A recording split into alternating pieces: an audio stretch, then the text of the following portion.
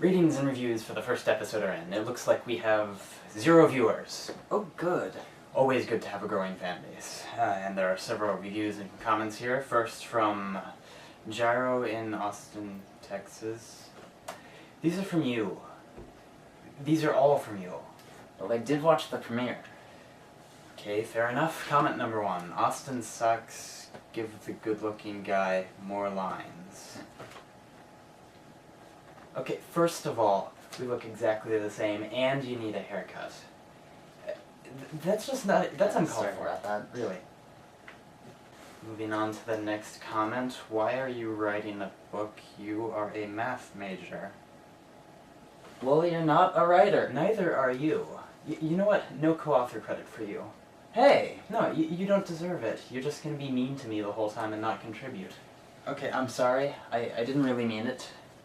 Can I redeem myself, please? Sure. You do all the work for this episode and explain the story. I'm going to go to the coffee house and read. Good luck. You're abandoning me? Well, you asked for it.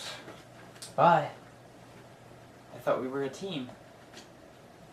Well then, this all started in 2008 when I realized I was thinking in characters. Just 2 of them. They didn't really have personalities. I couldn't fit a 3rd one in. But I would act out one side of an argument, and then I would act out another side of an argument. Neither of which I necessarily agreed with, but I would bounce them back and forth against each other. Which is why there are supposed to be 2 of us over here, explaining. He's not coming back, I don't think.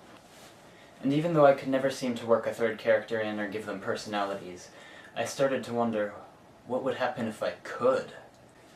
What would I have them do? Well, first I would start building a 3D visual space inside my mind. Say, have a stage on one side so that they could do their thing over here and interact with each other, and then seating, so that I could watch them in my mind and be perhaps entertained. Maybe they could put on a stage play.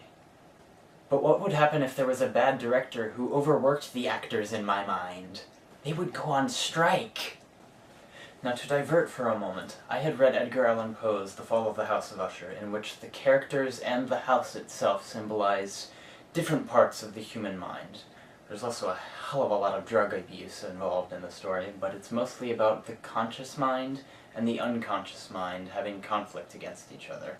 And then this got rolled into my story.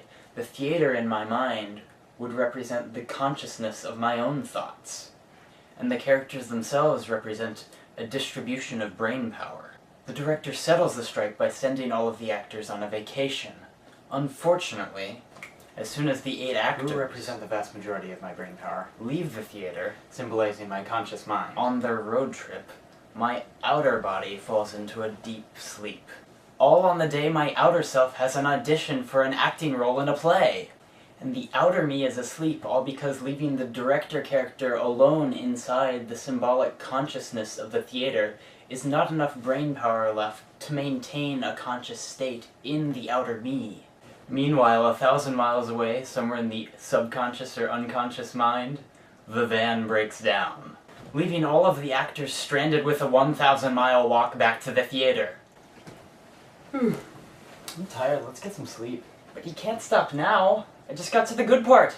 Night, YouTube.